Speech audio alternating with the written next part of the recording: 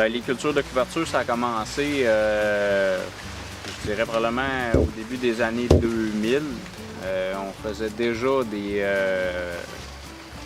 des cultures de couverture. Dans ce temps-là, on appelait ça de l'engrais vert. Puis on faisait ça parce que c'était supposé être bon, mais finalement, on s'est rendu compte que c'était bon.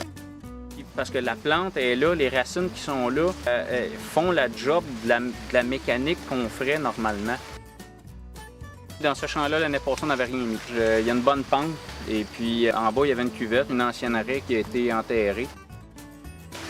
On a fait un nivelage, on a étendu du fumier, puis ensuite on a semé un engrais vert. Puis on a mis un mélange, il y avait à peu près une douzaine de plantes là-dedans.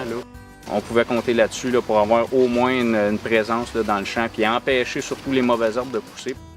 On remet de la vie dans le sol avec une culture de couverture.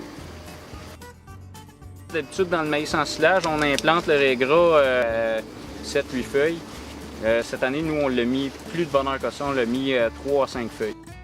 On garde une bonne portance du sol, un assèchement plus rapide. Quand on va arriver et on va faire la récolte de maïs en silage, on va rouler sur un tapis.